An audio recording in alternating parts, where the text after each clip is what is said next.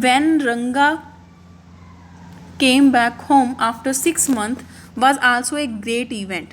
The news spread like a wildfire. The villagers flocked boys' house to see him. Shyama was also a part of the crowd. So here we are seeing that when accountant Sanranga came back after 6 months living in Bangalore, who has gone there for studies. When he came back, all the villagers run towards his house to see him. So there was a part of crowd outside his home. But everyone disappointed. Everyone was disappointed. Why? Because there was no change in Ranga. An old lady even ran her hand over Ranga's chest. She was happy to note that the boy had not thrown away the sacred thread, means the Jneyu. All of you are aware of Jneyu. Hindus wear Jneyu. So the boys had not thrown the sacred thread till now, and he has no change. The crowd melted away soon, means all the people went back to their homes because there was not any change in Ranga.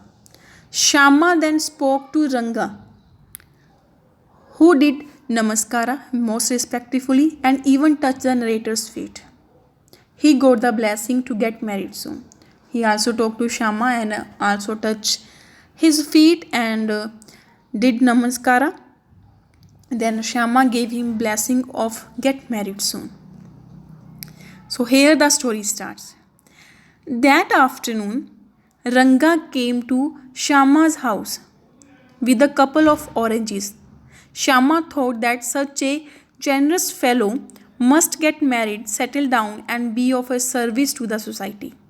Now Shama, when Ranga went to his house, Shama thought that he was such a kind person and he should marry and settle down. He asked Ranga Appa, he is talking about Ranga. He calling him Ranga Appa. Ranga Appa, when he planned to marry, but Ranga declared point blank that he was not going to marry unless he found the right girl. Ranga replied that he was waiting for the right girl. He had his own rigid view about marriage. Now we will see what are the views of Ranga about marriage. Firstly, it was silly to marry a young girl, very young girl and immature girl. Secondly, a man should marry a girl he admires. He was against arranged marriage. In simple words, we can say that. Shama was a little put out. Nevertheless, he made up his mind right then to find a match for Ranga. So, Shama made up his mind that he will find a girl for Ranga. So, we will see what happened next. And he did not have to wait. Ranga and Shama both did not have to wait and seek. When they see Rama Rao's niece, Rama Rao was a person of this village, and his niece, a pretty girl of 11, who had come to stay in the village. She was from a big town. She could play upon the harmonium and sing in a sweet voice. She plays upon harmonium very well, and her voice is so much sweet. Her parents had died. The narrator thought that the girl was the most suitable bride for Ranga, and her name is Ratna. So now Shama found a girl for Ranga named Ratna, whose parents had died. Now she was living in her uncle's house, Rama Rao's house. The next morning, the narrator called up Ratna as well as Ranga to his house. Ratna was wearing a sari, and while she was singing, Ranga also arrived there. He stood at the door and looked in. Ratna saw a stranger and stopped singing. Ranga was disappointed because he likes her voice. He glanced at her rapidly. But Ratna ran inside, and Ranga then inquired about her and asked whether she was married or not.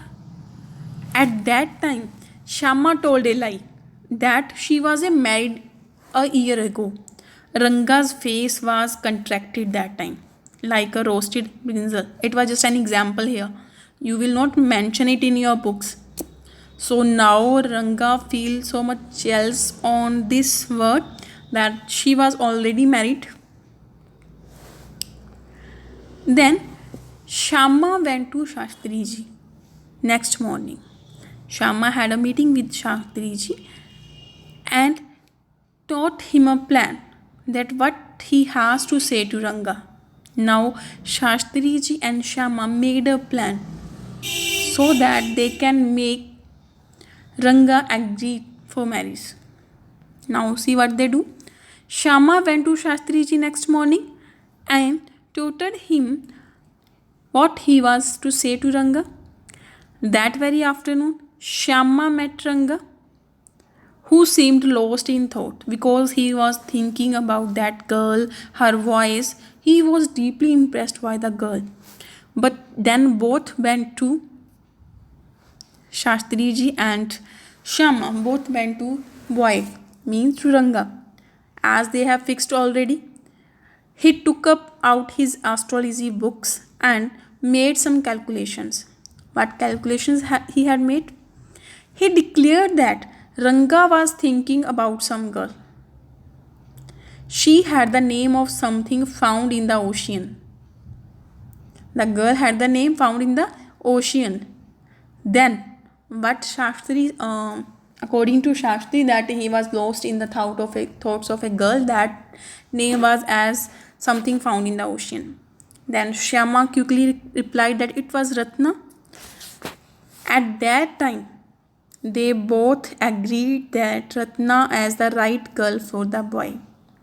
Now, Ranga was also agreed on that. But Ranga's happiness was short-lived. Shyama repeated that Ratna was already married. Then they all left the place together. On the way, Shyama walked into Ratna's house. He brought a happy news for Ranga. When they left the place, that time Shyama went to Ratna's house and asked his uncle for the marriage of Ratna. They also agreed. Then Shyama went to Ranga with the happy news that the girl was not married yet. After this, with the blessing of all, the two were united in marriage. Both get married. Several years passed. One day, Ranga came to Shyama's house to invite him to dinner. The occasion was the birthday of his 3-year-old son. They had named the child Shyama as a mark of respect to the person who has negotiated their marriage. Actually, there was a culture in English tradition that the person whom they love most, whom they respect most, they put the name of their child after that person. Shyama went to Ranga's house for dinner. As a birthday gift, he placed a gold ring on the child's little finger. So this is the summary of this chapter. Main story is about Ratna and Ranga, that how Ranga married Ratna. So I think every point is clear with all of you. Thank you and have a great day.